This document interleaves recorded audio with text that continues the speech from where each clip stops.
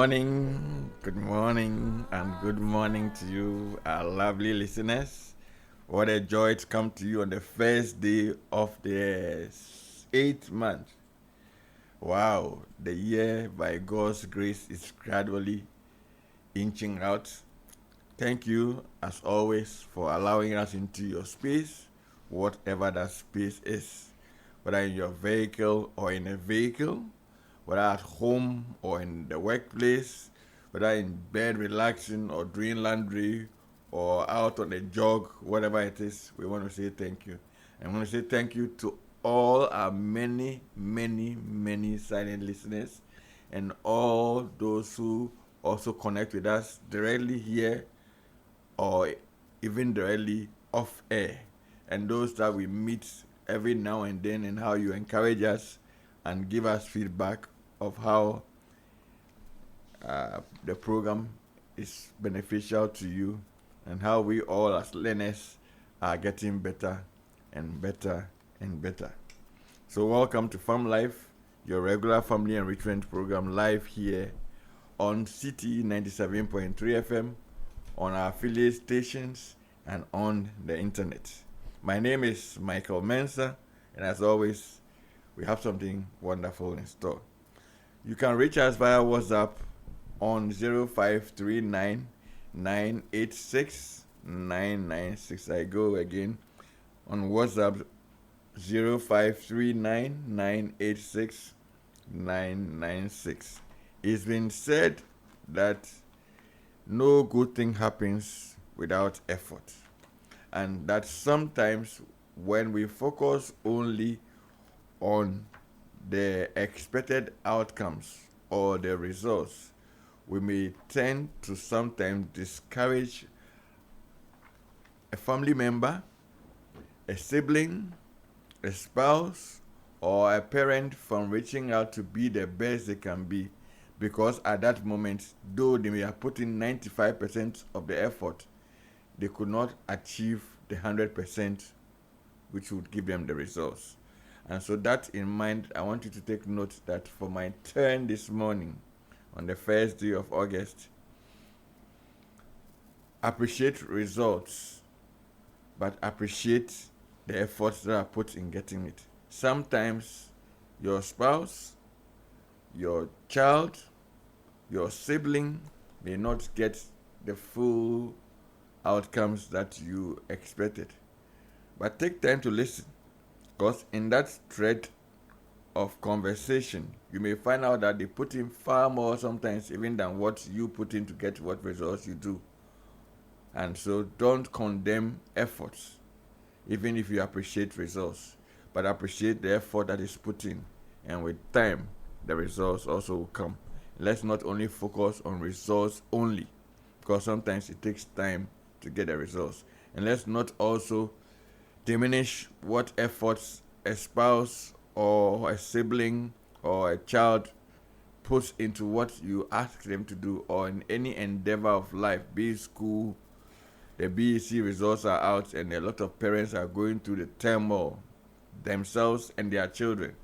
And with the free HHS scheme, the numbers is like a funnel, wide admissions in terms of the schooling, and then narrowing going to the senior high schools of choice. And so whatever it's your condition, don't crucify your daughter or son. Encourage them and encourage yourself and do the best you can, and realize that results don't always show up the way we want, and efforts, when listened to well, can show us how much a person put in, even if the outcomes are not as expected. So on that note, that is my turn for this morning. Good morning, gentlemen. I'm going to introduce them to you. You know, last week we promised that we're going to do a sequel to our conversation last week on choosing right. And then we said the red, yellow, and green flags in a pre-marriage context or commitment. And last week we could not exhaust the whole topic, but let me introduce my wonderful panelists to you who are going to help us to continue and to complete this wonderful conversation. The first, he also comes often from time to time, and we are glad to always have him. He's a good man. He's a professor. So let's welcome Professor Edem Sosu. He's also the president of Farm Care Christian Foundation, which is a singles, married, and family life ministry. Applaudissez for Prof. Edem Sosu. And good to see you, my brother. Good to see you. Good to see you. Next to him is another wonderful young man. I like worrying him. And I owe him and his wife everything. He says, are you coming? I say, yes. Even though it's late, there shall be a performance. It's no other person than our old lovely friend and young man, Mr. Caesar Vulley, who is a development practitioner. Development practitioner. He's a dad, he's a husband, and offers great realistic and meaningful support when it comes to the whole element of being a better version of ourselves. And he's a wonderful facilitator here as well. And so we love to have him. Good morning, champion. Good morning. Thank you for having me. All right, so welcome to both of you. So last week when we began the conversation, so we are doing the part, listeners, kindly, we are doing the part 2 of choosing right, the red, yellow, and green flags in the pre-marriage context. And last week, I'll just do a quick recap briefly, and then we can go on into action. But please, let's hear from you, 0539 986 996, and we'll also open the phone lines. It is the same number for the phone line, so when we do activate it, kindly let's do it together. Don't keep silent on us. So we said that values are crucial, and we laid the basis of the conversation, and we mentioned that values are important, and these values should be shared. So it's not only one way. You should have them, and the one you intend to connect to should also have them. And we also made the point that these flags are not only for you to look in the binoculars to see another person or the microscope, but you must also weigh it on yourself and ask yourself, am I producing some red flags or yellow flags or green flags? Because then if you look at it only the other way, then it's like you want a good thing. But are you a good thing yourself? Like we've had a topic once, I'm sure we'll have it again, where we said that, will I marry me? So if are you good enough material? And then the question is, what makes you a good material or not? So these things that we are going through is supposed to help us to review ourselves, do some introspection first of ourselves, then look at it if we are in a pre-marriage situation where we are looking at how to connect and to have a work to getting married to somebody we love, to the person to become a spouse. Years ago, we used to say life partner. And so I want to say that today. But now it's becoming like it's what? Circumstance partner. It's as though we don't mean what we say, or marriage has become a disposable. But what we are discussing this morning, in addition to what we started last week, is to help us so that we can have the staying power first by making the right choice, which helps the process, and then can get good outcomes. So the first was shared values, and we looked at truthfulness, being hardworking, having a fear of God, that's being committed to and accountable to God, a caring person, somebody who is respectful, somebody who is cheerful, somebody who cherishes you, is considerate, somebody who makes you feel safe in their company, and he or she is open and transparent in their communication. The next one was the element of character, and we said that the person needs to be sincere, needs to be open-minded, and needs to be considerate, and also have the right posture of interpretation. And then we also said that marriage is a lifelong commitment, so the person must have the posture of commitment, not a touch-and-go person or somebody who is flimsy. There's this song that says that don't fall in love with a dreamer. Because just when you think you've got him in, he will leave and never come back. You wake up out of his dreams. Yes, and then he's gone or she's gone. Then we also focused after that one into the flags, and we started with the red flag. We said that abuse, whether it's physical, emotional, verbal, or psychological, that is a first red flag. That is a stop. So a stop is a red flag means stop. Yellow flag means be cautious, watch. And green flag means go, go, go, go. So that is the ambience within which we are doing this conversation. Then in the next one, we said that if the person is manipulative or exploitative, the only out for what they will get is a give me relationship. It's a let me get relationship. If it's one-sided, you don't have to have, then that is a red flag, not a yellow or a green. And also we said the person is a persistent liar to the point that they even lie about things that they don't need to. That also is a red flag. Then we say the person is controlling in their behavior, wants to hold on, be involved in every single thing, micromanage you, and micromanage your relationship. Then such a thing is a red flag. And we said that if the person also family relationships are distorted, how he or she behaves to their siblings, parents, and stuff is distorted, that also is a red flag. And then on the element of financial management, in terms of the finances and how they manage it. If they are stingy, if they are into gambling or into 419, or they are in a lot of debt, or they are lazy and will not want to work, or they are spendthrifts, as opposed to somebody who is frugal. And some people are not just frugal, but they are stingy. So they can have the two extremes of a spendthrift and can have the other extreme of a stingy person. Those two are all not red flags. You get me? And then all other management of money issues. Then we also mentioned a few of the yellow flags, and before then we also mentioned that it's healthy and wealth. It's for you to develop and have genuine friends, because then that makes it easier and helpful for you when it comes to the choice. And sometimes we stay out of connecting with others for no benefit but for good friendship. So that when it comes to choosing, sometimes it's a challenge. So then it becomes so obvious that, oh, you're coming close because you want to marry. And now when a person can put up their best act, some people are good at acting. But when you build genuine platonic friendships with no strings attached at the beginning, it helps in the process. Then we said that some of the yellow flags to also watch are somebody who is unemployed or does not have a source of income. And we said it's a yellow flag because you have to drill deeper and see whether it's that they are lazy, or just the opportunity to work that has income, and how their temperament, dynamics, and all play out. Because somebody who is a go-getter will find anything to do at anything. Somebody else is not, may be more selective. But then the two are not the same. And so you drill deeper to know how and what the person does. Somebody who is perpetually late, they are late for everything. That is a yellow flag, because then if you don't work on it, they'll be even late for the wedding.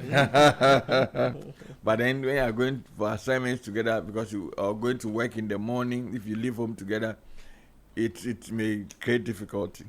So this is something that has to be drilled down and addressed before it can move to become a green flag, or if it persists, it could even go on to become a red flag. And we said that somebody who takes unilateral decisions, perhaps because they are firstborns, or they are only children, or they are very decisive, they take decisions. And so if it starts like that, you need to give it attention and discuss it. So that's a yellow flag. If it continues, then it will mean that then maybe it can even go on to become a red flag. But if they don't see the need to engage you, then gradually to move to become a green flag. And we said difficulty, the person has difficulty in forgiving. Sometimes the person types, and sometimes their own nuances, where they are coming from, and their trauma from the past and all can sometimes shape how they engage. So the person has difficulty in forgiving. That can be a yellow flag. And we said also unresolved childhood traumas. And we spoke about abuse, disrespect, lack of validation, low self-esteem, competition, favoritism, from the parenting perspective to the nurturing that they encountered. All that can cause some level of behavior issues that are linked to traumatic childhood or unresolved childhood traumas. And then we also mentioned that untreated anxieties and depression, the things that cause them, those ones we said are often, we use the word automatic responses or reactions once they are triggered, then they do it. And sometimes they don't do it consciously. And so that's why there's a need to treat it as a yellow flag and see if you can get to the basis of it and if it can be helped, or the person is willing to accept that this thing needs help. It can be male or female. Then there's difference in spending habits. That also can be a yellow flag, not the first one. And then different expectations about gender roles. Somebody expects that once I marry you, they're still conventional and traditional. You must do all the cooking. I must eat fufu every day. Fresh so soup. Yes, I eat fresh food, nothing in the fridge, nothing refrigerated. So you have to always come, whether you're on duty at work or not. You have to come and pound me fufu or whatever. I mean, so different expectations about gender roles. Somebody thinks that if I cook this week, you must cook. Whether you're a man or not, cook next week. The wife thinks if I cook, you must clean the dishes. I mean, so a man feels that no, your money as a wife is our money, and mine is mine. Or vice versa. A woman thinks that her money is her money, yours is our money. Or a man thinks that he must hold your money, then add it, and then control the use of all the money. So all these expectations are yellow flags that these differences need to be discussed and ironed out. And then we also look at the element of proclivities, which are the inclinations and the tendencies. And look at workaholism, people pleasers, somebody being controlling within a measured range, family connections. We're saying that somebody who's very much into their family or not into their family at all, something you must give attention to. And then lack of boundaries sometimes, and then sometimes the family dimensions of a broken home and how that has impacted him or her. And the last one was, from the yellow flags, was health and genetics. So that's what we discussed last week. I want to take it on from there. If you just join us, this Farm Life, your regular family enrichment program, live here on City 97.3 FM, and I'm with Professor Edem Sosu, and then Caesar Vulley. Prof is president of Farm Care Christian Foundation, a singles, married, and family life ministry. So, gentlemen, welcome once again. Thank you. Thank you very much, and a warm good morning to you, Mike. Yes, sir. And then to our able producer here with us. Yes, Daniels. And then Champion Daniels. Champion D. Yes. And then to all our listeners, wherever you are, on air, online, you are driving, wherever you are, good morning to you. A blessed and a fruitful new month. Yeah. Yeah, the 8th month, the month as declared, new beginnings. Yeah. So let this month be fruitful for all of us in all our diverse ways. Awesome. All right, good. Awesome. So yes. Yes. So thank you to the panelists who started last week. Yes. Sylvester, Marie, Rose, MRS was here, and then Justin and Lady Justina, J. Yes. Thank you to them. I'll add a bit to the red. Okay. And then a bit to the yellow, and then we'll take it from there. Okay. Greetings to all my siblings, those who are connected. All right. I want to move on forgiveness. Yes. From yellow to red. Okay. Why so? Because the institution of marriage, they said a healthy and a successful marriage is one that the two people are forgiving. Okay. Always forgiving. Okay. Who are continuously forgiving. Because offense happens in marriage. You would offend each other. So one who cannot forgive, one who cannot let go and hold on to a matter in a relationship, you are holding on to this matter for 6 weeks, 8 weeks, and it is 3 months. You are dragging the thing. Okay. You can't forgive. Then in the marriage, it will be something else. Okay. So, unforgiveness, somebody who cannot forgive. There is this issue that we dealt with, and now that they are married, the guy is unforgiving. Okay. So we asked the lady, didn't you see Those signs. those before. signs? Yeah. She said, oh, she can't remember, but she remembers one story. They were traveling to Cape Coast for a funeral, and someone crossed the guy around Kaswa, Okay. where the toll booth used to be, Yes. you know, and it was a dangerous sort of, crossing him. He followed the guy and went to cross him dangerously at Winneba. You don't mean it all the way from Kaswa to Yes, timing the guy, following after the guy, till he crossed him dangerously at Winneba. Not at no Winneba. minding his own safety and And that the of passenger, the others. right? Of the others, passenger. yes. No. Somebody who cannot forgive is Yeah. a major red flag. Especially one who cannot forgive him or herself. Yes. So both And- self and others. Eh? And carry it onto you. Well, another one is another red flag, as I will say, is one who is not ready to settle. Okay. The person has no intention of settling down, Okay. and you are hoping that this relationship Yes.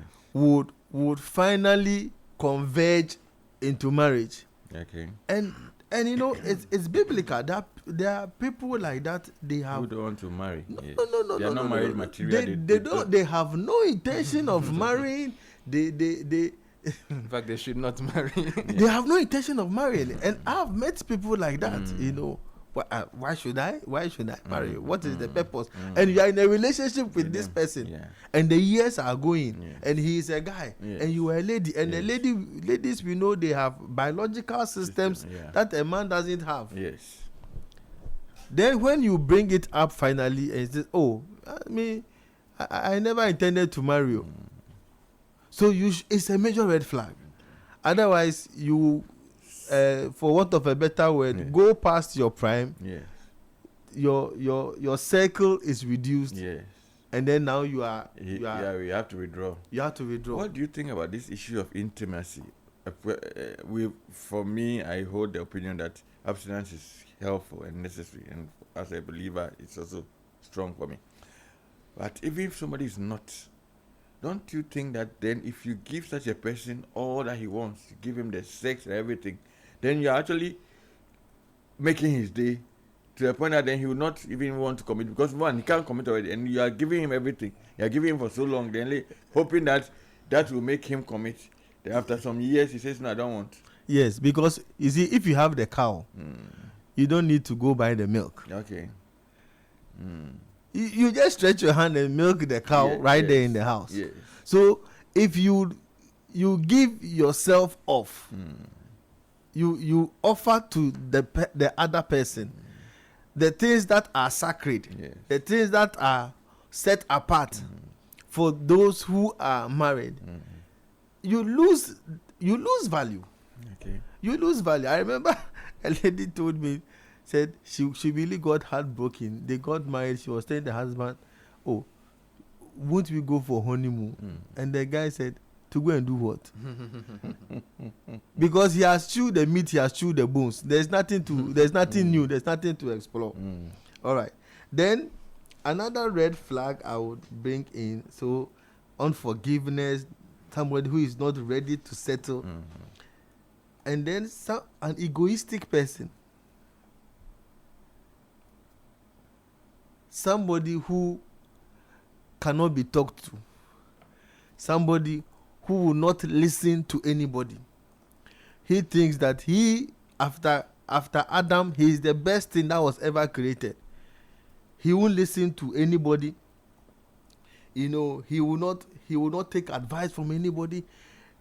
He has to go and see it. He just will not listen to anybody. He is all in all. He or she is the Alpha, is the Omega. Nobody knows better than he or she knows. It's a very nobody is better than them. So they are incorrigible. I tell you. And they think that they have no problem. and they are not teachable. You can't. And they don't take they don't fit into a feedback loop. They don't take feedback graciously. Somebody said the spouse said, "Cancel and then." You know. So they are coming with that mindset already. Yes, he will not listen to anybody. He knows everything. And then also for the individual, the absence of peace. Okay. When the Bible says that he keeps him in perfect peace, he whose mind is stayed on him. You need to be able to have peace, a measure and a level of peace, such that you know that when I'm in Koko, I am sure that my spouse is home as he says he's home. That measure of peace should be there. Then to the yellow flags, to add a bit, after temperament, another thing that you should also, I think, consider is the personality type. Okay. Because you will come to realize, I've heard people say, after marrying, it is good you marry your personality type. So, I mean, a pastor's wife asked me, you people, are you sure this opposite attract is correct, is true? Should it be true? It is true. Because when they come together now, yes, they attract. Yes. But now that they are in the same house, yes, can they exist? Can they have a meaningful they relationship? repel. But often isn't it said that people think that sameness is what's supposed to be. But you see, in a marriage, it's supposed to be complementary.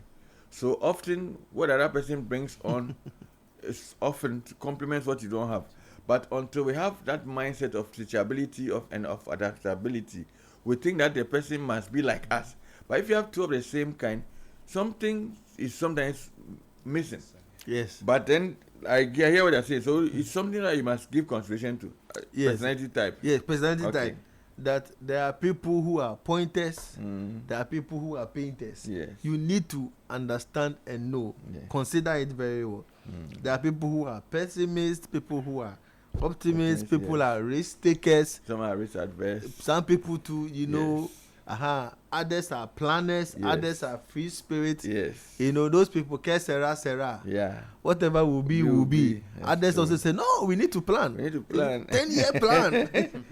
And we have to follow the plan. We have to follow the plan, A lady called me and said, can you advise my husband? Everything should not be a plan, He should just allow life to.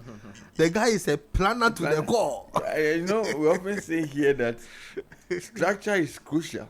Yeah. But within the structure, there must be some level of fluidity. Yes. Because if not, then the thing becomes so firm. Yeah. Especially for somebody who is also fluid, they almost like they are suffocating. So the personality trait issue is consider it. It's a very significant thing, yes, as a yellow flag. Because if you don't, yes, you need to consider yes. it. Okay. So the person is a planner. The person is time conscious. Yes.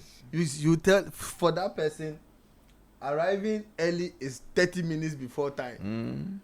For the other person, for you, arriving early is when the program is 20 minutes or gone. 30 minutes has started. So consider it. Yes. Because you see, it is an underlining thing that can affect the relationship, the marriage so badly. Yeah. Somebody is an early riser. Yes. One is a late riser. Yeah. Or somebody is a morning person. Some people in the morning, you need to get you need to wind them up. It will take you some time for them. It takes them some time. They are alive around 9:30. Others too by 3:30. All their hormones they are already up. Somebody was sharing a story with me.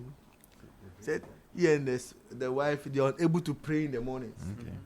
So I asked why. He said, "You come and sit down." She will yawn and yawn and yawn and yawn and yawn. I said, "Oh, maybe she's not a morning person." Exactly. He said, "But we have to pray." I said, "No, no. You see, so you need to calm down." So that's where the adaptability comes in. When we get to the green flags. Yes. Okay, and then the last of the yellow flags I'll talk about. I know under the personality, it's the issue of love languages. Yes. Consider it. Okay. Then under the yellow flags, having a sense of purpose, a sense of purpose and a sense of direction, and then also expectation. That will come for me. I'll add to whatever was shared. Having a sense of purpose. Yes, a sense of purpose, a sense of direction in life. You know, it cannot be, oh, we'll see what will happen. Consider it that the person should have a sense of direction. We are not saying you should know everything about his life in the next 35 years. No, but have an idea of where have a fair idea, he or she wants to go. you know, of where he was. So this will add to the red and then the yellow. Awesome. Yes. Champion Caesar, CC, what do you also want to add before then I'll ask him my questions. Then we'll go to the green flags. Then I'll start asking my questions. Then we'll open the phone lines to hear. Please share with us. Are you married? What were the red, yellow, and green flags that you saw or ignored? Are you now going to get married? What are your questions? Or let's share. What are your contributions? Anything that you've learned through life that you want to share with us on these three key elements of the colors? I want to hear from you. 0539986996. This is Farm Life, your regular family enrichment program, live here on CT 97.3 FM. Yes, Champion Caesar. No, thank you very much. I perhaps maybe want to start by saying or sharing something I heard another person say, which kind of speaks to the importance of this conversation. And the person said that a bad marriage is 1,000 times worse than staying single. Okay. It says a bad marriage is 1,000 times worse than staying single. And I guess that can be true for a number of reasons. I think that, you know, marriages are, from a biblical perspective, I think they're a tool in God's hands. You know, there's a certain good that marriages are supposed to contribute to society, that families are supposed to contribute to society. And it is said that if you can make something better, don't make it worse. So if you are going to give no consideration to building a good marriage, and you end up with one that is a bad marriage, you, instead of contributing positively to society, actively or passively, because people are watching, right? I mean, you hear people who say, I don't want to have anything to do with that thing called marriage because I've seen this and I've heard this, right? So you might say, oh, I am living my life, I'm not doing anything, you know, I'm not talking to you, but people are watching and are subconsciously, you know, being influenced. So it's, number one, again, marriages are a tool. Number two, I mean, these things have generational implications, right? For marriages that, by the mercies of God, you know, children are there. You know, children learn so much from what they see, so much from what they hear. And so, you know, we tend to carry forward into the future what we see. And so, you know, if you are not ready to be a model, I think it came up, I'm just living my life, you know. No, you are a picture that somebody is watching, both outside your home and inside. So and then speaking at the individual level, you know, you have a certain purpose, you have a certain, you know, let's call it destiny that each of us is trying to fulfill. And the right marriage will bring you closer to accomplishing that purpose and sort of arriving at destiny. And a bad one may keep you from getting there, right? So your individual fulfillment, I think, is also quite tied to quality of marriage. Perhaps to add to some of the things that Prof has said, I think his last point where he landed about purpose, you know, is also a point I wanted to make, you know, which is, you know, as a yellow flag is somebody who doesn't seem to have clarity about their purpose. Now, maybe I measure that, as Prof said, you don't have to have the full picture, but you have to care about it. You know, you have to have a certain sense that this life that I'm living must count for something.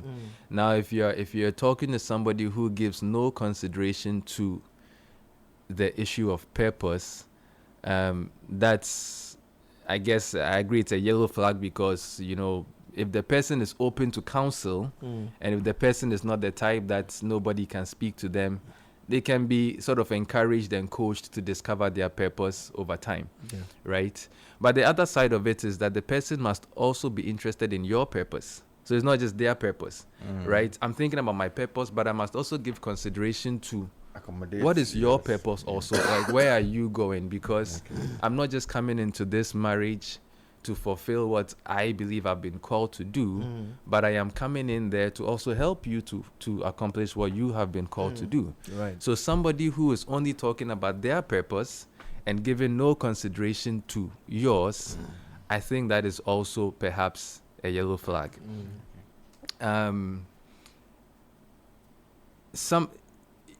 I think it's connected to purpose, but it is also said that we marry who the person is today and also who the person wants to become.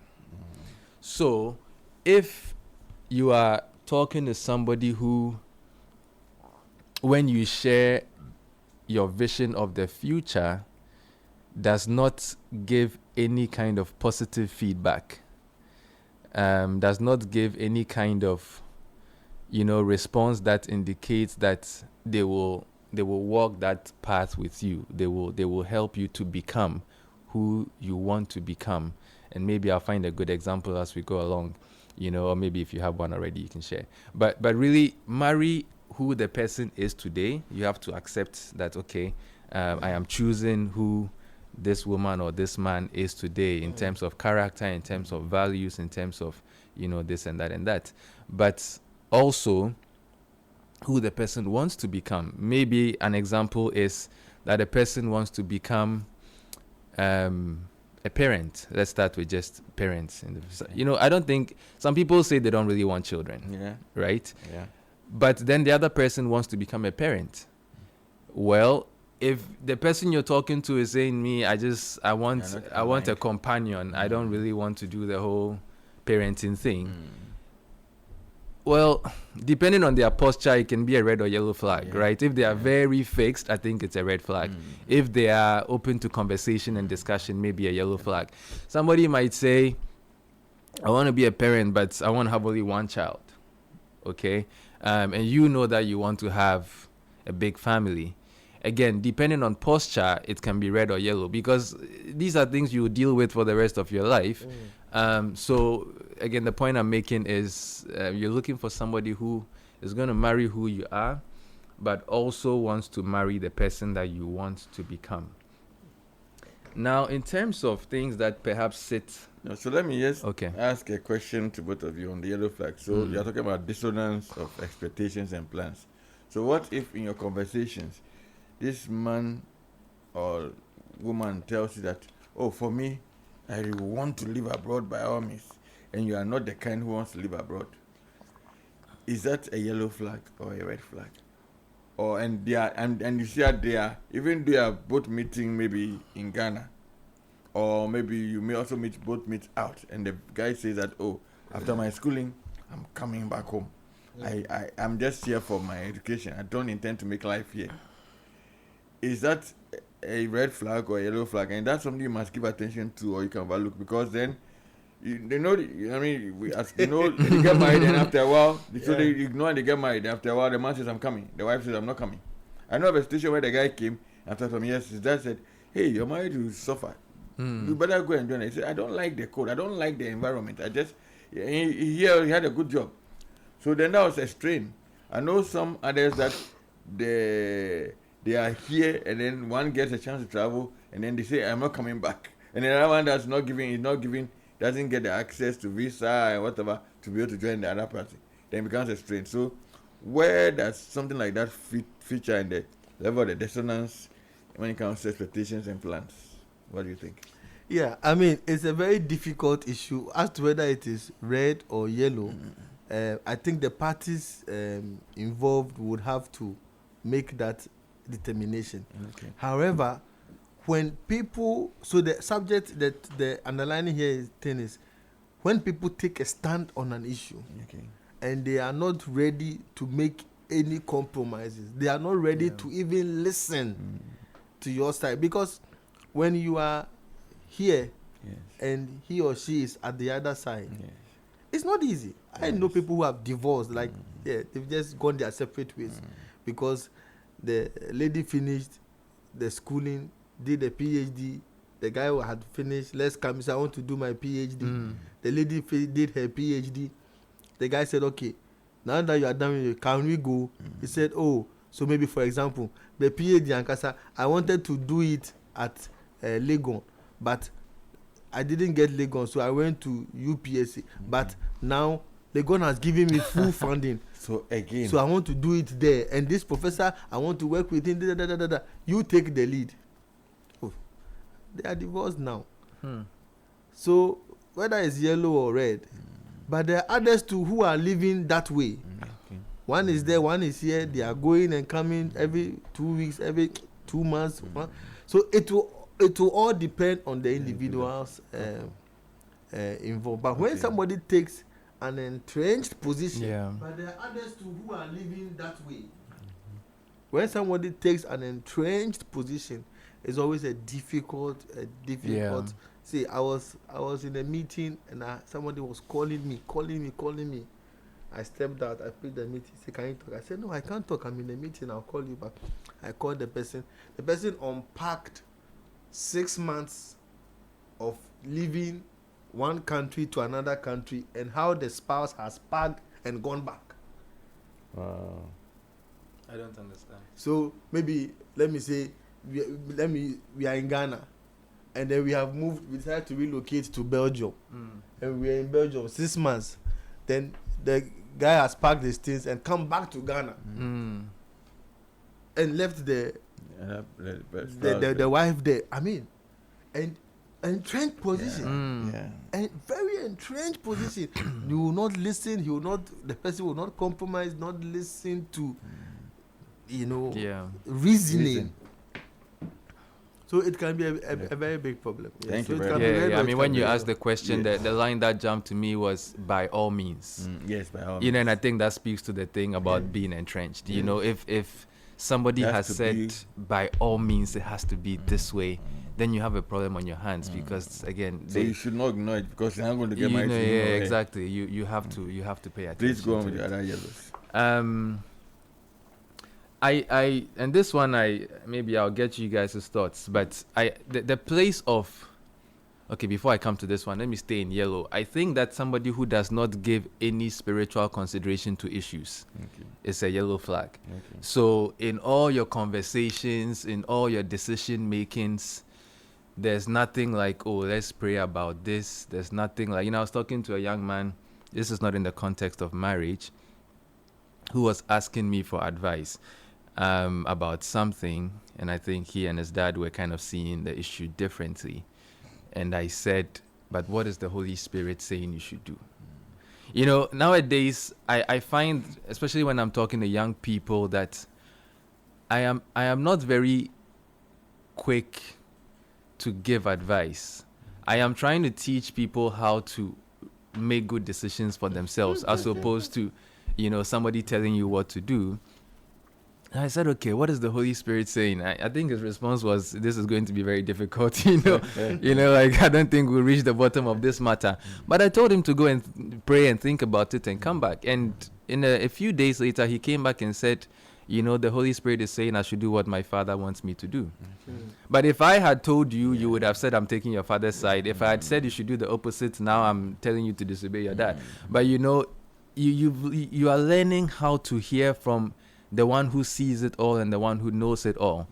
And so I think that if you're in a relationship where the other party is not interested in giving any kind of spiritual consideration to the process of solving issues, making decisions, it's a yellow flag. It can be built. How will it be for somebody who is not a person of faith and discounts spirituality?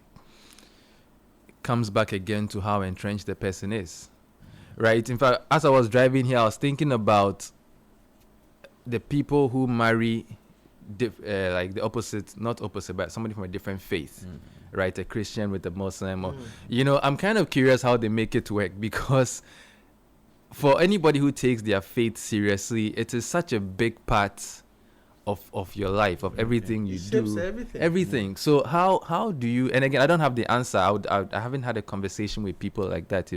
But if you're dealing with somebody who is not a person of faith, are they inclined to growing in that area?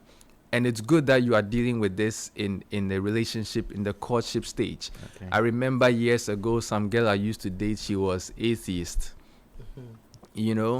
and she started to say, okay, she, because of how much she loves me, she started attending church. I think she even said she had bought a Bible or something like that, but I could tell that it was not like real. Yeah, it was just settings. Settings, exactly. And I said, this is not going to work. And it was a whole thing. She insulted me a lot and all that. But in fact, the insult she insulted me. True self-show. Exactly, the insult she insulted me. I was with a friend when she sent me that message. We had to go online and look up the definition of some of the words because the insult was deep. But again, how inclined, and you wait, I think, for some time. There's no need to rush into the marriage. Wait and see how that person progresses in their faith, how that person grows, what habits the person builds around spirituality.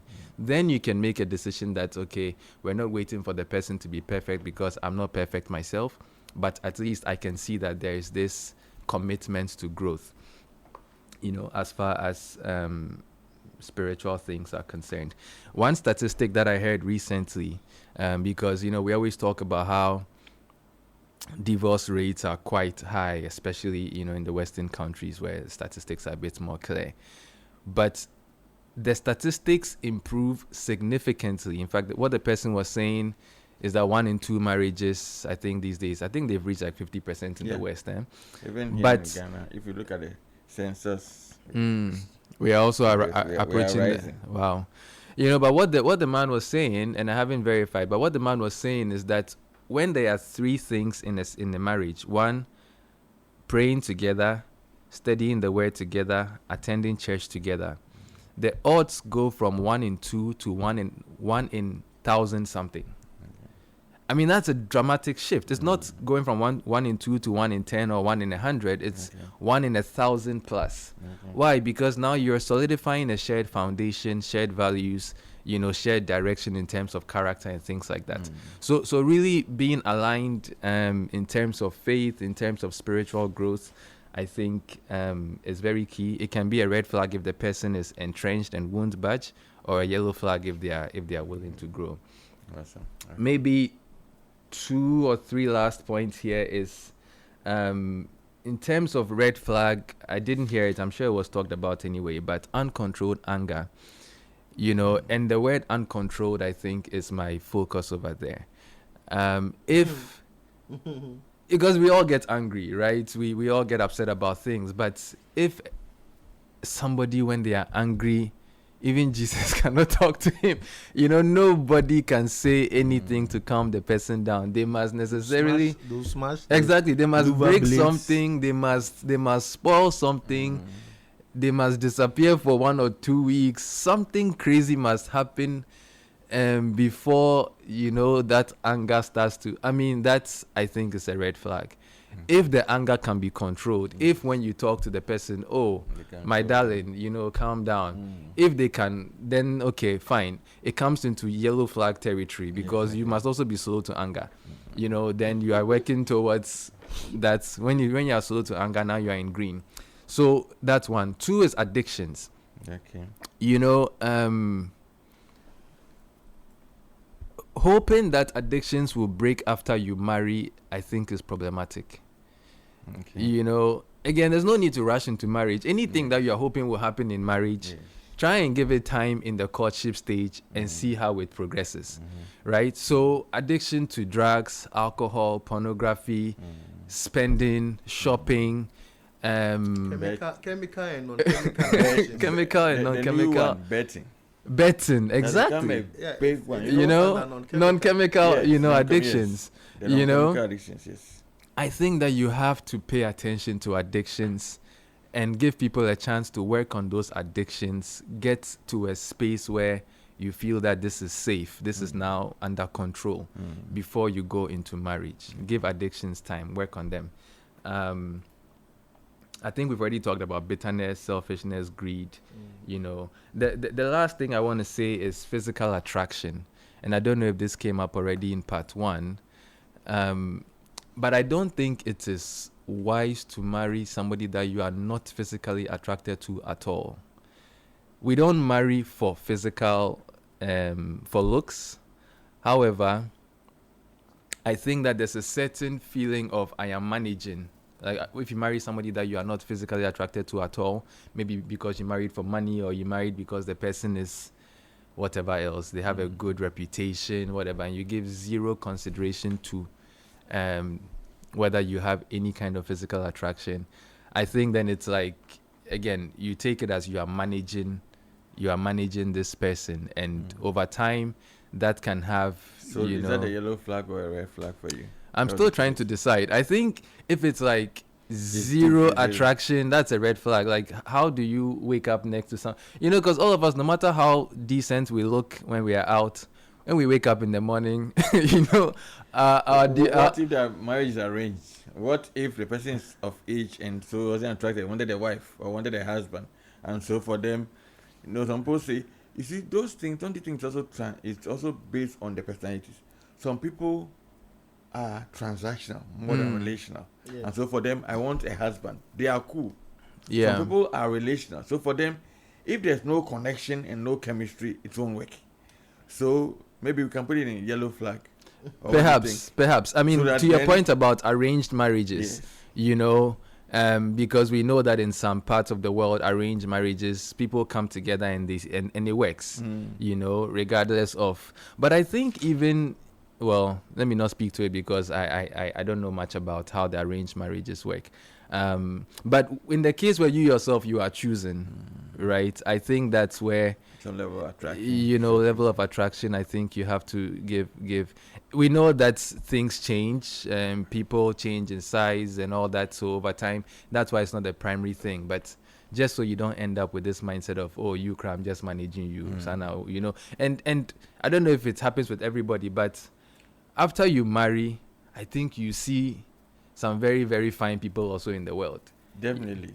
I happen to travel quite a bit, and every time I travel to these things, to these countries, I'm like, Charlie, people do. Then you have to remind yourself that I am committed to a fine woman also in Ghana. So that is why somebody who's not committed is a red flag. Yeah.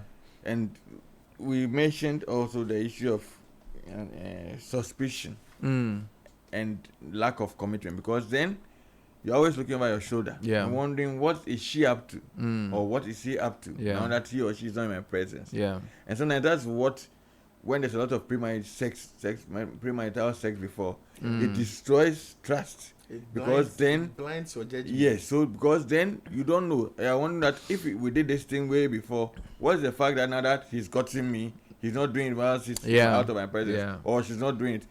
And sometimes when you know that your spouse has been had multiple exes where she was intimate with, then when you see her talking about or going to see an ex, you are troubled. Yeah. So it's an element we need to look at and manage as well. What you said just reminded me of one quick point, which is still on the attraction point.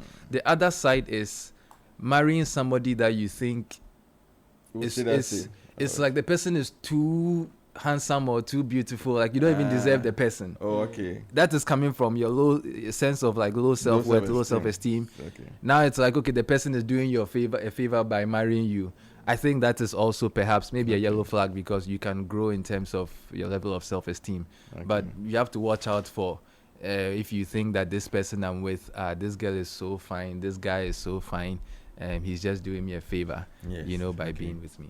Awesome. We have to go for the break. When we come, I'll add a few to what you said. With what you mentioned about the uncontrolled anger, I put it at they have intense reactions and emotions. So intense reactions and emotions includes anger, and then includes even sadness. Somebody can be extremely sad. When they get sad, they go straight away into depression. Some people can be so angry, like you rightly said. So I'm adding man to yours that they express intense reactions and emotions. So he gets angry, you kick a dog or hit the door, or they get sad. Nothing in the world will make them come out of that sadness. Yeah. And before you realize, that is actually controlling. It's passive. It's passive control. Yeah. Their anger is aggressive control, Yeah. but the sadness and the grief is passive control. So then you can't do anything because you are immobilized. He or she is so sad and they are sulking and they will not talk to you and you can't function. So then they are actually controlling your well-being by going to that excessive emotional or intense emotional function. You get me? But we have to take a break now. When we come back, I want to give a big shout out to my friend and brother. They called him Boss J at Calbank. It's called Jojo Udo Hammond. Big ups to you, brother. He just reached out to me. Thanks for your encouragement. Yeah, you're a good man and a good brother. Keep up and have a wonderful weekend, sir. So we are going for a break. Please stick and stay. We are going for a break and we'll be right back. Please keep your comments. We are receiving inquiries, contributions, questions coming so we can give you attention. And we will open the phone lines as well. How have the red, yellow, and green flags influenced your relationship? Did you see them, overlook them? How is it playing out? And at the end, we'll look at it briefly for those who are married, how you can manage it. But today our focus is on identifying them before you get married. If you are in it already, and we give you the necessary support to see how you can survive. And not just survive, but thrive. But if you are not in it, it's better not to than to, and then you have to manage. So that's why we are spending time to do it, and it's the second part of it, the sequel to it. So please stick and stay. We're taking a break, and we'll be right back. This is Farm Life, your regular family enrichment program. All right. And I'm with Professor Edem Sosu and champion Caesar Vulley. Vulley, yes. We shall be right back. And thank you for sticking and staying. And champion Caesar gave us additional things to what Prof. Edem had said. And I added the element of intense reactions and emotions. And now I want to add with the red flag. So I'm supporting all the many wonderful things they've said. The other thing I want to add is possessiveness. No, there's control, which is separate, and there's possessiveness. The two are not the same. Somebody is controlling, wants to be in charge. Somebody is possessive, wants to own you. The two are not, they look quite similar, but they're not the same. So somebody who is possessive. You know, you say that the ancient Greeks have 8 kinds of love. One of them is mania. Mania is called obsessive love. So possessive love and obsessive love are connected. The person thinks that they possess you, they own you, they want to know what is going on your phone, they want to read your messages, they want to tell you where you should go and what you can do. It's tricky, it's a bit like control, but it's different because it comes from the mindset that once we are connected, I own you. So I can't see you talking to another lady apart from me. How can you let this give a lift to somebody who's a female? No female sitting in front of your car, and all that kind of stuff. So it's a red flag. The person is possessive, whether male or female. I want to add that. Then the other one is if the person puts you down. You know, some people always talk down on their friends. So always negative things, like they are joking, but then they are running you down. So the person always runs you down, whether he or she makes fun of your tribe, makes fun of your family, makes fun of your education, or that. Such a person, you don't need to trivialize that. That is a red flag. It means that they don't value you. And so eventually it will show up. Then the next one I would want to say is if they are unpredictable. Like you said, after 6 months, they are traveling again. He's come to Ghana, Belgium, Cape Coast. So if the person is unpredictable, whether male or female, that is a red flag. They're unpredictable. So you can't tell what, every time something new comes up. And you can't forecast with them, you can't plan with them. And the difficult part is that they don't tell you what they are up to. And so you're always full of living with surprises. So unpredictability is a red flag. And then the other one is unaccountability. If they're not accountable to anybody, I think it was mentioned last week, but I want to emphasize it. If they're not accountable to anybody, they're not accountable to their parents, they're not accountable to their siblings, they're not accountable to their bosses, and they have this air of arrogance around them. They think they know everything and they are right. So I'm saying, we said from the beginning, whatever we are saying is not just to the other person you're going to look out for, but apply it to yourself. And seeing all of these things, the crucial one is a feedback loop. Sometimes you know that, you see, the interesting thing about all of us is that if I'm wearing a red lens, and I engage that when I'm doing training on personality traits, and personality is a big one, like you mentioned, Prof. Edem. I ask people that I know, someone like a choleric wears the red lens, someone like a sanguine wears the yellow lens, somebody like a phlegmatic wears a green lens, somebody like melancholy wears a blue lens, somebody like a supine wears a purple lens. Then often, because we're not just one, you have a blend, so you wear a multicolored lens based on which of the shades is deeper. Now if you're wearing a red lens and you look at the sky, how will the sky appear to you, sir? Red.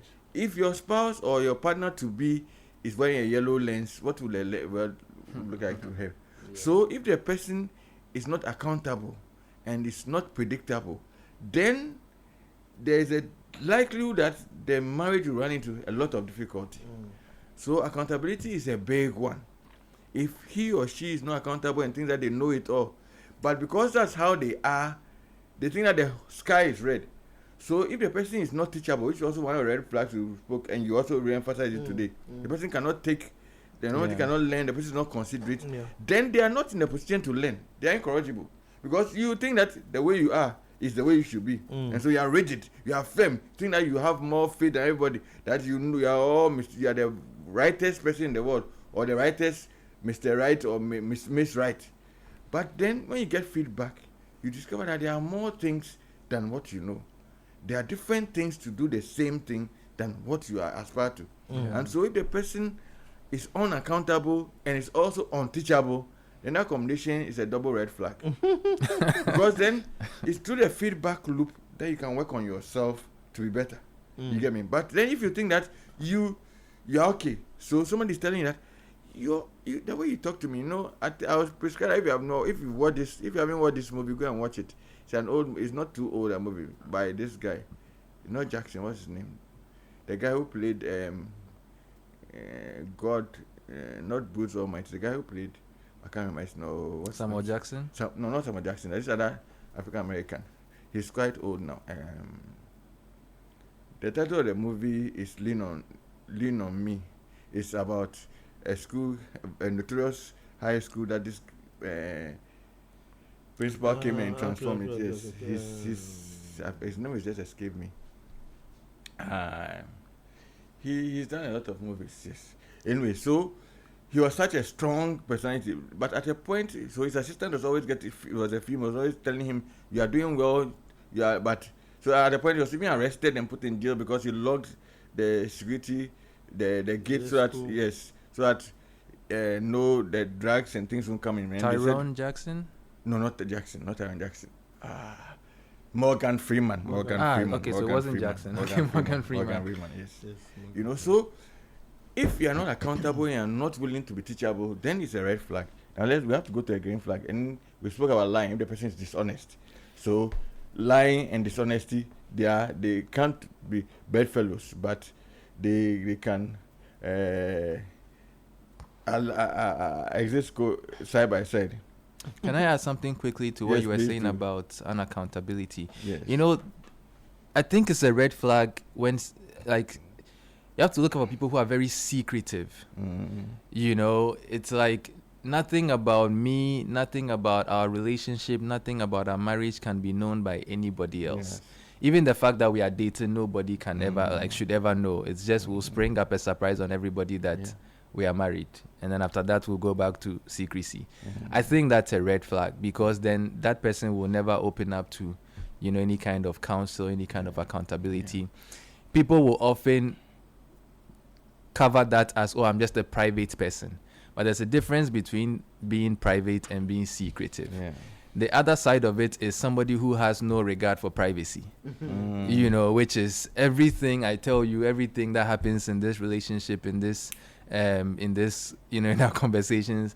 By the time the conversation ends, it is already in the public domain. Nowadays, social media, everything is out there. So we have to, I think, look out for both extremes. Somebody who's too secretive and somebody who has no regard for privacy. Yeah, one I want to add, which is a red flag and also can be a yellow flag, is an extreme. That's the word, though. Extreme workaholic. Extreme. So, like you said about the extreme anger, extreme workaholic. If the person is an extreme workaholic, all that matters for them is work. So soon you'll be an appendage. They'll get all the things you want, but you marry to the things and not them. And it's not often men are held to account on that, but there are women who are extreme alcoholics too. So they are very transactional. So they'll hire a nanny, they'll hire cooks, everything, but they themselves are not available. They'll be traveling the world, maybe doing their business, following up, making sure everything is working. So if the person is an extreme workaholic, that's a red flag. If they are a workaholic, that can be a yellow flag. But if they are extreme workaholic, that's a red flag. I think then we have to go on. And then maybe aimless and busybodies, and then stuff like that. So like you mentioned, if they are addicted to any of the things, to addiction, any kind of addiction. And then the last one I want to add is promiscuous. If the person is promiscuous, because you see, if he or she cannot keep their zip closed or they can't keep their skirt down, on, that is a red flag. Because then you're always watching over your shoulder. You are wondering what's he up to next, or what's she up to next. So if they are very promiscuous or they are promiscuous, that is a red flag. Some people think that when I marry him, you change. And you see, what people don't realize that promiscuity has nothing to do with you. And that's what often when counselors are telling people, they can't understand. Promiscuity is not about you. You can marry the Miss World and still be promiscuous. Because you see, it's not about the person you're married to. It's about the habit that you have been controlled. Yeah.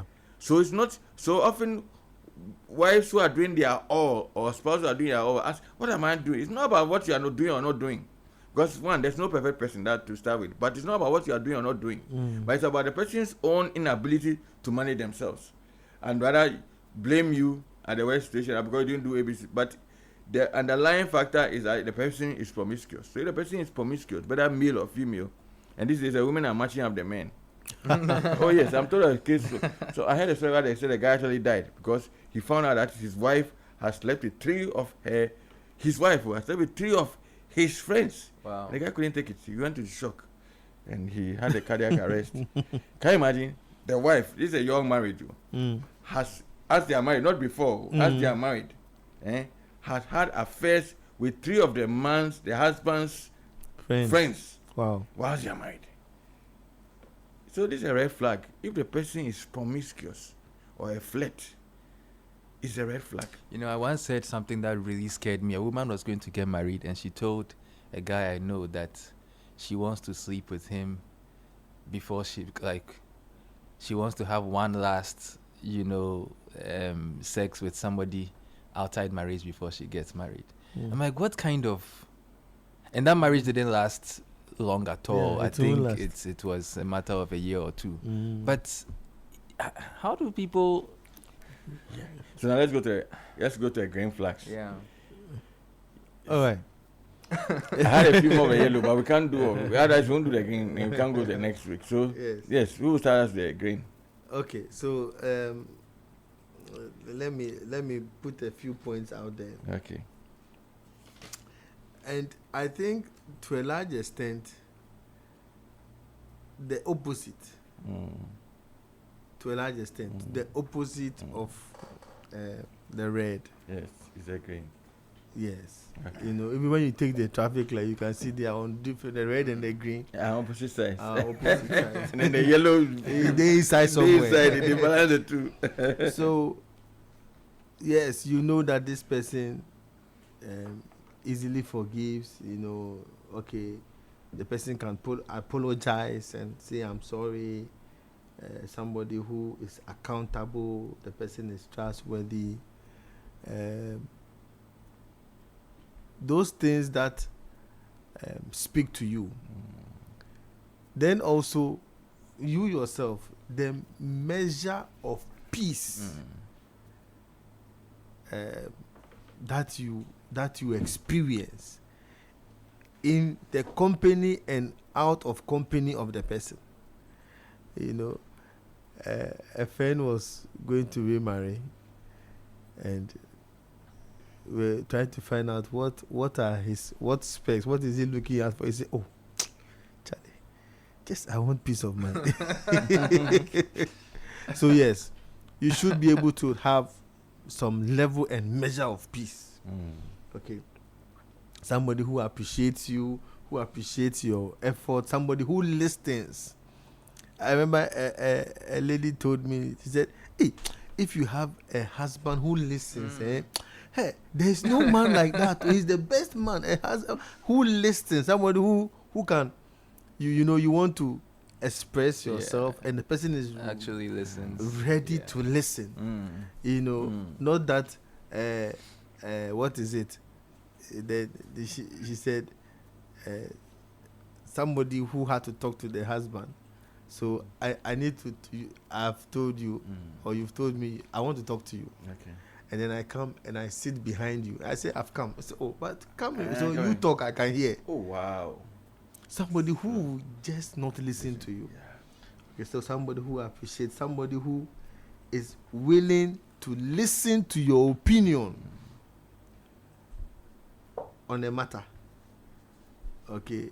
And not classify you by your gender and say that, as for men, this is how you people are. Yeah. As for women, this is no. Yeah. But he's ready to listen to what you have to say, what you have to contribute to the discussions. And then, of course, like I said, the opposite. The person doesn't abuse you verbally, doesn't abuse you emotionally, and that is very much on the rise these days. Especially the emotional one. The person is not physically beating you. Yes. The person is not, but the emotional torture that you are going through. If the person had even beaten you, you would have taken it and just continue. So that would be someone who is trustworthy. You talked about accountability. Somebody who is willing to make some adjustments. You know, not like you said earlier. Not this is the plan. We are sticking to the plan. There are no adjustments. Yeah. No. Because sometimes we even start life when we're talking about purpose. We start life not knowing so many things. Yeah. But you have a general idea, which is fine. But along the line, when things happen, how to be able to make some adjustments, okay, and to be able to make that person a priority, the person's submission a priority. I think it's priceless. Then, of course, since marriage also thrives when the finances are well, somebody who has a good sense, a good financial behavior. Someone who has a good financial behavior, a little bit of everything. We spend some, we save some, we share some.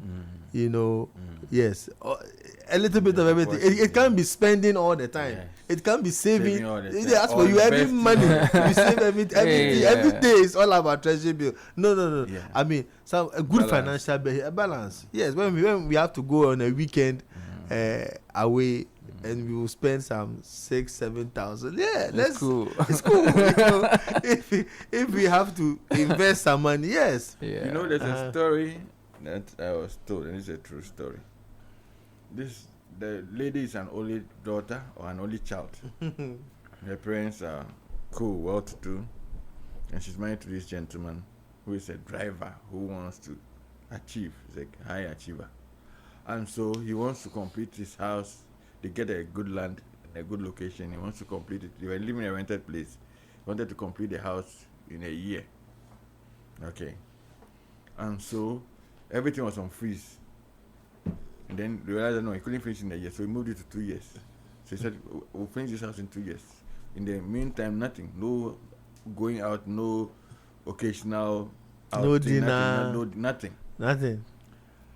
And then this person tells him that the wife came to him and said, I feel suffocated. They have one child. she does not care so much about building because she's the only child. Her parents have a fine, good house in one of the fine localities in Accra. So she says, why can't we once a while go and eat out or have something? But everything is on not 5% to 0%. And so this guy said he went on to talk to her husband, and like we are saying, the husband said, no, I have to finish the house in 2 years. Then the guy said, told him, the way I was speaking to your wife, if you're not careful, you finish this house in 2 years, but you may move in alone. Guess what? By the 1.5 year, the woman, she's the only child. Her parents are alone in that big house. She moved out their only daughter to join the parents. Yes, so the guy finished the house in 2 years. By the time you had finished, the woman had moved out. So, what we are saying today is significant. Everything is so much rigid. It's so fixated, like we've said, the red flags and the yellow flags. And you don't give it attention, it may come back and bite you. She moved out. He finished the house, but he moved into the house alone. Sorry for him. Yes. You get me? So, yes. Yeah, then, one who fears God Okay. has... What's the difference between fear? Here in Ghana, you fear God, fear Yeah, God. Fear I'm not God. talking There's about... somebody who said, Baba, fear God. Everyone else, Baba is not even... So, I'm not talking about... Yes, what does it I'm mean not to talking fear about... God? I told somebody I've graduated from a Christian. I'm talking about one who has the fear of God. The fear of God. Is it just the fear of God and the love of God? You add the love of God. You know as what David... Is it David? No. Potiphar's case. Was it David? It's a slave guy. Yes, Joseph. Joseph, rather. Sorry, Joseph. What Joseph told Potiphar's wife? Yes. He said, how can I do this evil thing against my God and against my master? Yes. That is the fear of God. Okay, so... That whatever that you are doing... Yes. Is it one of those people who play this? God, God is watching. Yes. So whatever I am doing, Yes. My first point of reference as to who is watching is God. Okay. So that is where I'm talking about the fear of God. That's the fear of God. Yes, but can we add the love of God too? So the love and fear of God. Because you see, if you truly love somebody, you are not doing it even, you see, fear is good for the repercussions and the punishment and the reward. The additional element I want to add is the love. If you really love the person, you don't want to do anything to hurt the person. So the combination of both the fear and the love. Yeah. Because if you don't want to hurt. It's like if you love your spouse, you not do it not because you'll be caught, but because it's not the right thing. Yeah. So I'm just asking if I can add the love and fear of God. Exactly. Okay. All right. I was watching a video, Cece Winans and husband Alvin sharing on 3 things they've been married for 37 years, and 3 things that have kept them. He said, 1, the love for God, the love that God has for us. Yes. Our love for God and our love for one another. Yes, and that is amazing. The 3 things that has kept them. Yes. She said 3 things that has kept them, and 3 things that will keep them as they remain at an EXO marriage conference. Okay. He said God's love for us. Exactly, because it's Then, unconditional. Yes, and our love overwhelming for each other. for God. Okay, our love for God. Okay. Yes, and when you love God, Truly, it is easy automatic or to easier. love. Yes, because your relationship, your love for God that you submit to God. Yes. It's easy to submit to your spouse. But let me take you on that. How about those who find it vertically easy to love God, but find it difficult horizontally to love their spouse? How do you say to that? So does that mean that they are truly loving God, or it's that their love is skewed? They are not allowing the love, the vertical love, to permeate into their horizontal. They have separated it.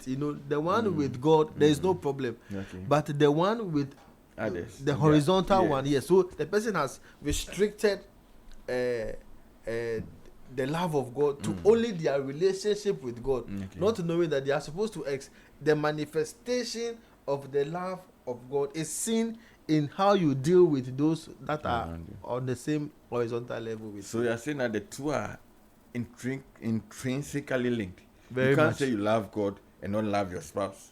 No. So you cannot be a pastor who goes preaching every day and then you come home and then you insult your wife every day. What can I say? I say so. Or you can't be a spouse who says she's a just woman, always going for prayer meeting or everything. Then you don't respect your husband. The test and of your love for God Yes. is seen in your love for humanity. Your spouse. Please anchor it. If we want to measure Yes. how your love for God is, Yes. its impact, its relevance, it is because you see, it is in the love that you share with the human being that that person can say that truly you are manifesting the love of God. Yes. I think in 1 John it says, how can you say you love a God you do not see and hate the one that you can see, your brother that you can see? Is zeal without knowledge. You know, if you grow in the love of God truly, I think you will grow in love for other people. Yeah.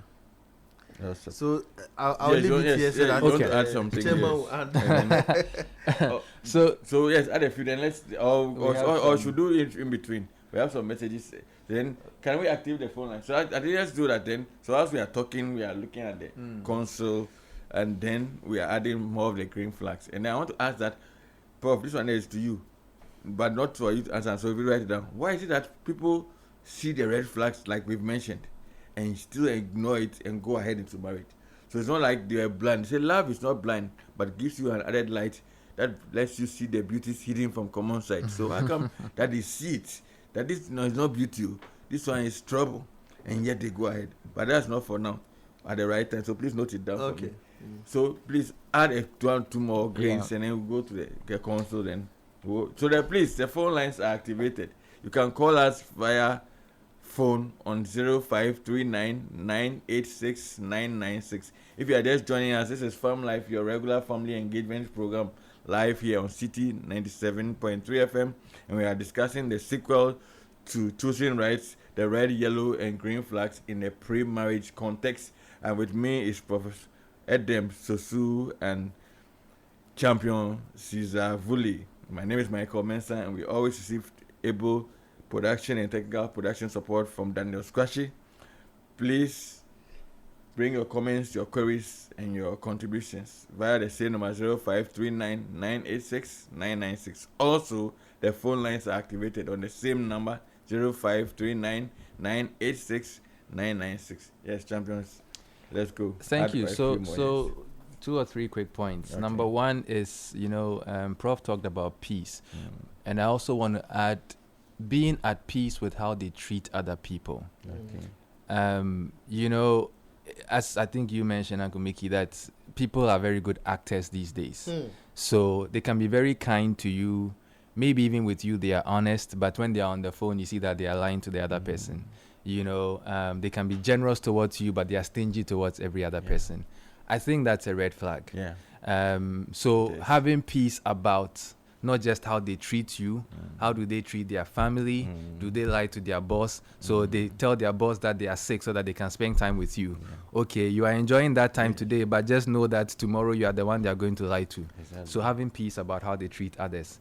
Number 2, their future plans. When they talk about their future plans, does it include you? If in discussion of their future plans, I want to build a house, where do you think our house should be? How many bedrooms do you think it should be? I want to travel abroad for school. What are your own education plans? Will you travel with me? All these things. As they are talking about their future, if you can see that there's consideration being given to you in the future plans, I think it is a green flag. It's a very good thing to have. And then thirdly, I just want to add a healthy view of sex. I think that there are extremes. There are people that, in courtship, they can't even talk about sex at all. Like, it is this taboo, disgusting thing that must not be mentioned. I think that when you go into marriage, there'll probably be issues with that as well. But then there's also the other side that to them it's this fantasy, extreme fantasies that they are just planning and plotting to use you as a mechanism or a channel to try out all these different fantasies. Healthy view of sex, I think, is important, because intimacy, and lately I've been sort of learning about the differences between making love and having sex. Those are two different things. But again, in the courtship phase, checking the extent to which the other person and even yourself, have a healthy view of sex and intimacy, I think is also important. Awesome. I want to add that then I'll go to the council. And what you said about how they treat others is a very crucial one, because they can feign it. I think last week we said that if you go to their home or engage them, they treat their parents disrespect and their siblings disrespectfully, you are next in line. Because you are the new kid on the block, you are getting that preferential treatment.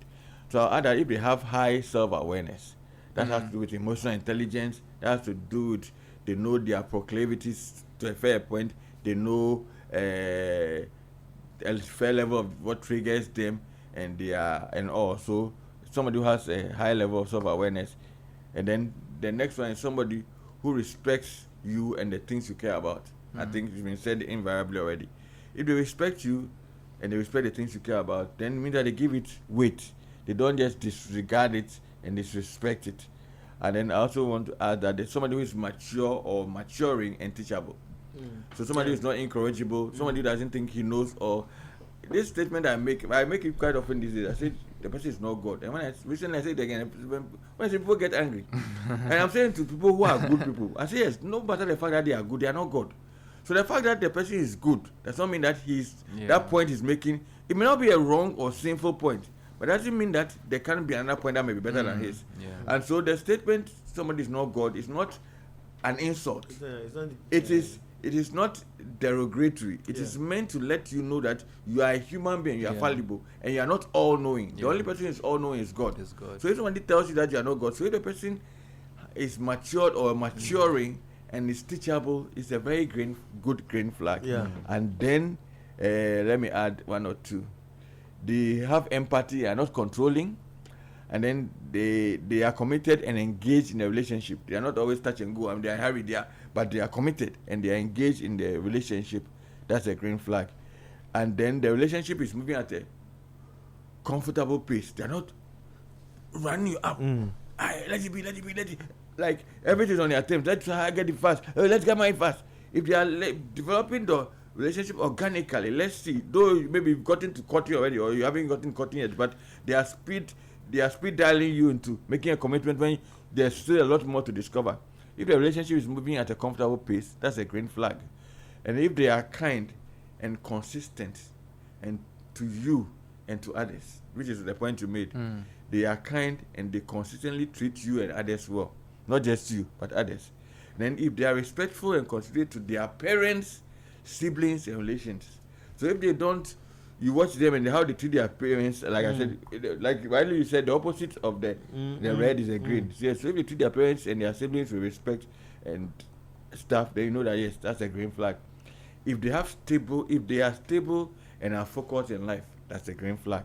Know that they know what you want to do. Like I said, you know everything, because we all know in part. But if you can say, no, this guy has something he's up to, or this lady has something she's up to, that's a green flag. And then they have a good balance between work, love, family, and God. So that all the dynamics come together. And then the next one is they are easy to be around with.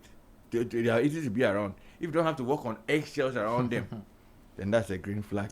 Then the fourth one is that they take active steps towards becoming better. Somebody who is not full of themselves and always want to work on and be better. So they take feedback graciously. They apologize when they have to. They show strength and conviction, yet they are not what's the way to do? What's the way to use? They are not static, and they are not full of themselves, but they are becoming and committed to becoming a better version or the best version of themselves. And then you both have your own lives. If the person, like we mentioned, is not possessive or obsessive or controlling, and you are in a relationship, yet you feel you have yourself, that is a green flag. You both have your own lives and stuff like that. So now let me go to the console. Please, let's hear from you. And the phone lines are activated 0539986996. Let's hear from you as well. So Let me. Okay, whilst we are waiting. yes. Um. Okay, so can I just take a few of the messages? Okay, then? good. So secret listener for years says, "Good morning, fam life." Oh, that's nice. God bless you for the amazing job you do. I've been a massive beneficiary of your program. The only regret, I wish my wife also joined in when I discovered you years ago and kept prompting her to join as we are in a distant relationship. She's recently started, but unfortunately, some damage is already in place and has become challenging and a strain on our relationship. Sorry about that, sir. Sir Michael, can I please get a contact to seek professional help from your team, please? Sure, I'll let them give you my number. I need help as a man and would like to speak to any of your counselors who will be willing to take up my case. Many thanks in advance. So please, you can reach out, you get him. So please give me my number. Then Justice from Mataiko says, "Good morning, Farm Life. I want to get your opinion on something. I've noticed that the lady I'm in a relationship with talks very easily about other people, friends. Okay, I think this is friends, families, their marriages, and even extended family matters. She seems to know a lot about people. However, she rarely talks about her own family and background. When she does, it's always with a lot of respect, and I've never had any animosity. Another thing I've noticed is that she'll sometimes mute a call with me to talk to a friend at the office or a brother at home." Okay, where am I? Please point. Yes. My question is, should I be concerned when someone is so open about others but very private about their own family? What color or flag is that? I really value your thoughts. Thank you. So please, have you taken note of the messages? Yes. So I think it's actually what's a red flag, but also can be a yellow, because we didn't mention because we wanted to go on to the green. But it's one of the things. If the person it seems not to talk about themselves, it's very secretive, and then I think Sister, you mentioned it. If somebody is very secretive, talks only about others but not about themselves, how they grew up, their family and all, is a red flag, because then there's maybe what are they concealing. It also can be a yellow flag depending on the magnitude. So the magnitude will make it, and then the extent of the gravity will make it a yellow or a red flag. Yes, please. There's more, and let me. Okay, well. So please take note too, so I can answer. Ivan says, "Good morning, Farm Life. God bless you for your teachings. The red flag that I overlooked in my wife is that she keeps things and room untidy until it's extremely dirty before she cleans it. I can't stand it.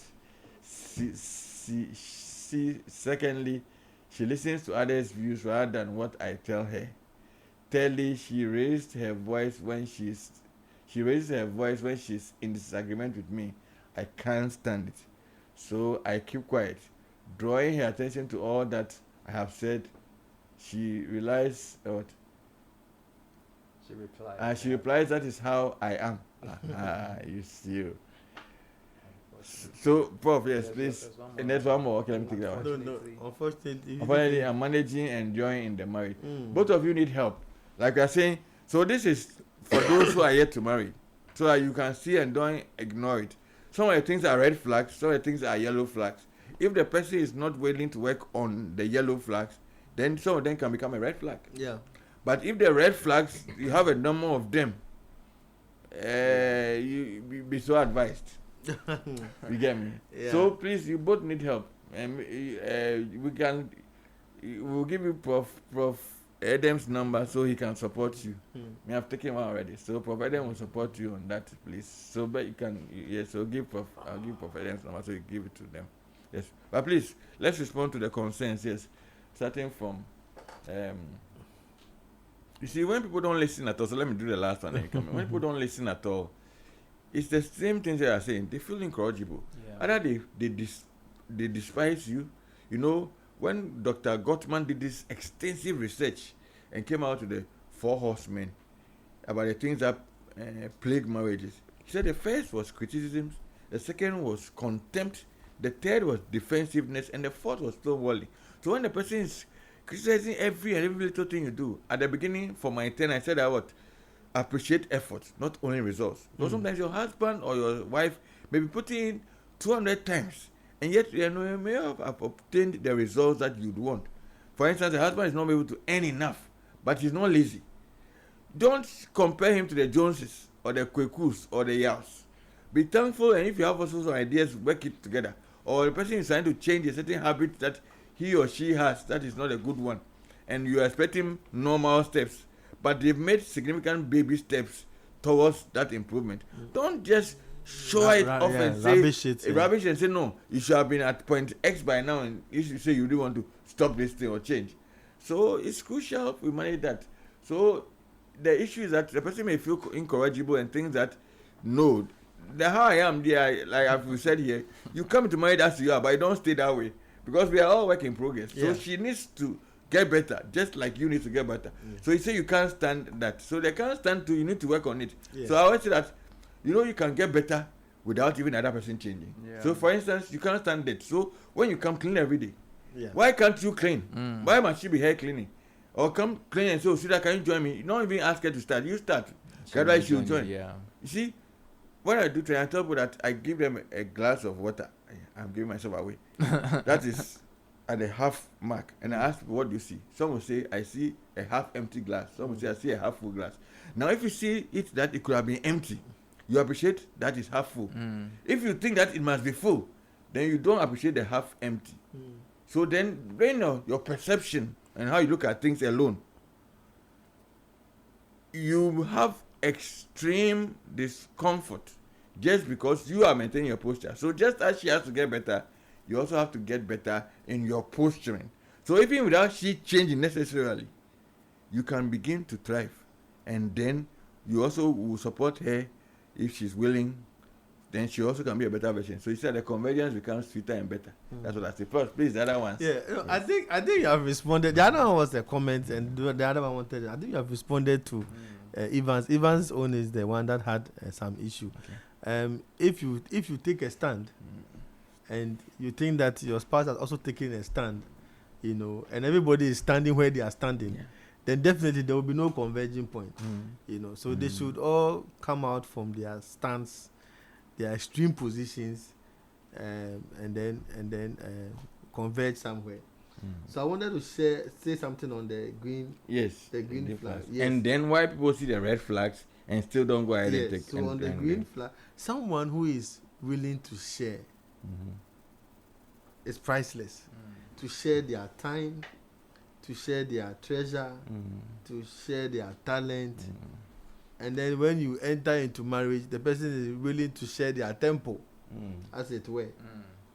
So their time, you are seeing the person is willing to share their time, share their treasure, share their talent. And if, for example, in the case of Evans, you are the cleaning type, you like clean, so share that strength of yours to.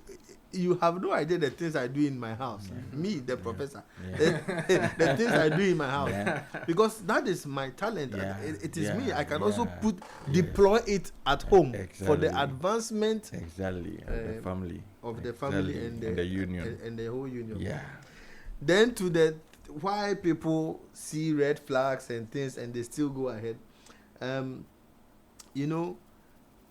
The one, I think they are in love. The love, or the aspect of love, they've taken the feeling aspect. Somebody said the feeling that you feel when you feel a feeling you have not felt before.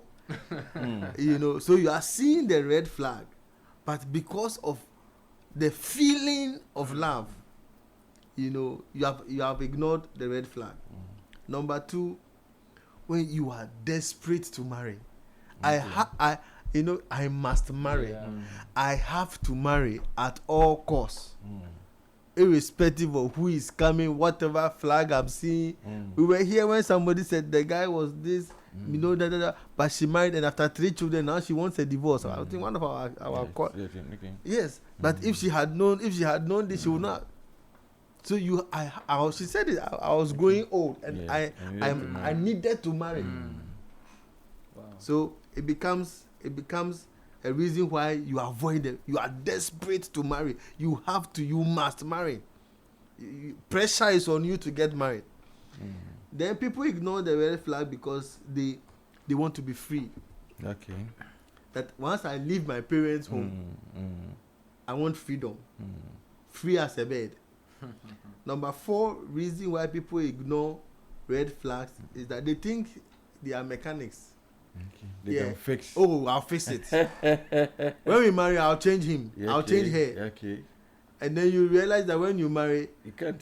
No. Human beings cannot change human beings. Exactly. It is not in the power of a human being. No. A person changes by the help of the Holy Spirit. And even that one, usually small changes. And then you won't listen. There's this God's expression. Otuewa. You just will not listen. The famous 3 monkeys. See no evil, hear no. We are telling you that, look, this guy, he smokes. This lady, she goes about doing this, that. People are telling you, but you won't listen. So these are for my side. Okay. Yes, why people ignore the red flags. Awesome.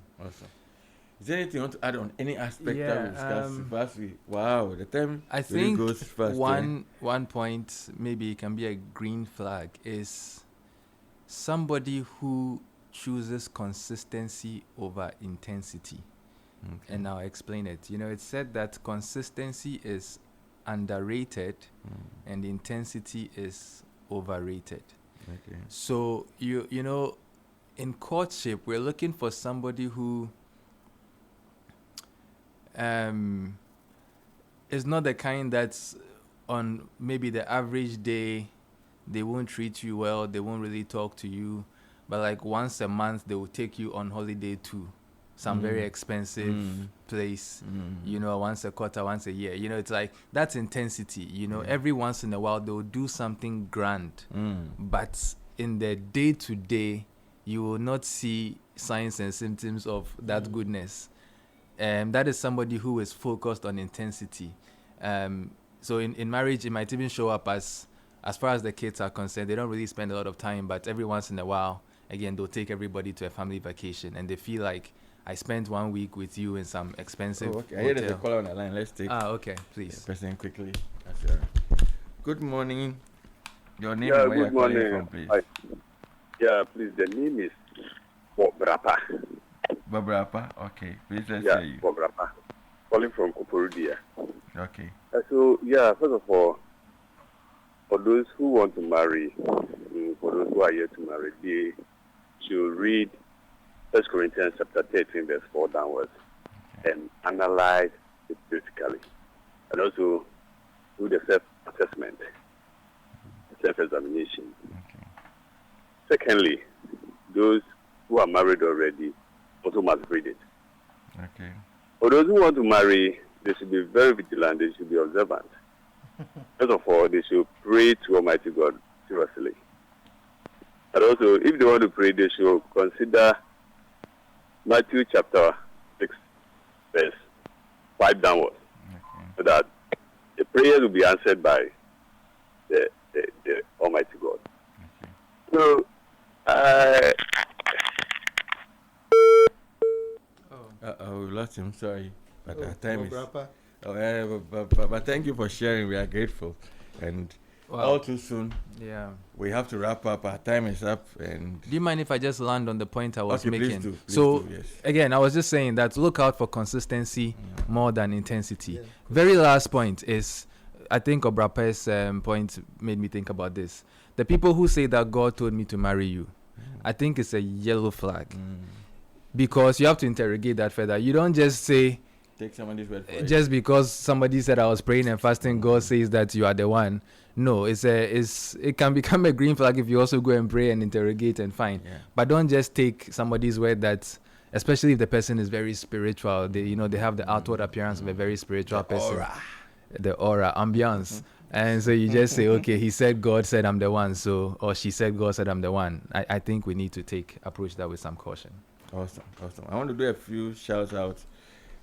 So we are uploading the sessions or the episodes on Farm Life with MM on YouTube. So Farm Life, one word, FAMLIFE as one word, with WITH, and then MM, the letters M and M. So go to YouTube, subscribe, and then you can get to listen. We've already loaded last week's version. We'll load this one too soon. There are many others. You can share with others so they can also listen and then get better as we all do. Then the book, Becoming an Achiever in the Marketplace by Fitzgerald Odonko, is available at the front desk of Channel 1 TV and also at the front desk of Harvest Chapel International Tehillah Temple. And big shout out to Sweet Adele. She came for a copy on Sunday. So thank you, Sweet Adele, and thank you. Let's keep sharing. I hope that you share with me what you learn as you read the book. And I want to give a big shout out to Mama Samachuku. She's an amazing big sister and mother. God bless you so much for the good work you have done and that you are still doing. And then also a big condolence and support to our own friend and brother, Francis Elijah Mensah, who we call Kepus, who is laying his mom to rest today. Her name is Madam Sophia Kwao, called Mami Agoba.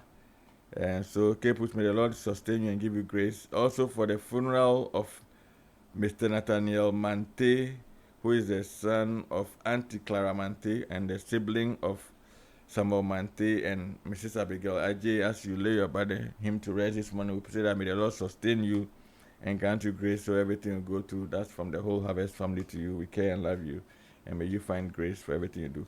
We also do trainings for institutions and for couple groupings and stuff. So you can reach out on 020-813-6943. Again, 020-813-6943. And then we'll come support your people.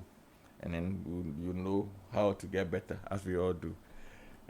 So please link us up if you need some training corporately on emotional intelligence, relational intelligence, on team management, on leadership, on stress management, on team cohesion and all. And if you reach out to us via WhatsApp or call on the number 020-813-6943, we'll come and get it done for you. And don't forget that the vibe is on as well at 12 noon today. Any shout outs? If not, then I would introduce you finally and then we can be out of here. So a shout out and maybe a parting thought. Okay. One is the shout out to my colleague Diana Dotto. She's an avid listener of the show, but also of City FM. I hear her radio never leaves City FM. I see. So Diana, if you're listening, shout out to you. Okay. And my final thought to people who are dating, especially those who are seeing issues, is that the longer you date, the more painful it is to break up. So if you are seeing issues today, it will be less painful for you to either find a solution or walk away than to keep waiting and hoping that time alone will solve the problems that you're seeing. Thank you. Thank you very much. Prof, yes. So shout out to all the people who see me, this week and say, I listen to you on City. Yeah, I won't mention names, otherwise I'll get trouble. I listen to you. So shout out to all of you. Shout out to my wife. Yeah. Good. Awesome. Awesome. So listeners, all too soon we have to go. I've been in the studio with Professor Edem Sosu, who is the president of Farm Care Christian Foundation, which is a singles, married and family life ministry, and champion Caesar Vulley. Thank you very much for your time. We have been ably produced by Daniel Squashy, who is giving us both production and technical production support. My name is Michael Mensah. Please stay tuned for the big issue which is up next, and do have a wonderful rest of month. Keep on learning, keep on shining, keep on being the best you can. And it's been said that the biggest place you can influence first is yourself. Then you go on to influence others. Let your home be wonderful. Let your family be wonderful. Make a difference in somebody's life, because we only pass this way but once, as Etienne said many years ago. If there's any good you can do, there's any kindness you can show, there's any forgiveness you can give as a spouse, as a sibling, as a parent, or as a child, please do so, because it's worth it whilst we are still alive. Thank you very much, and we are out of here. Bye. Bye.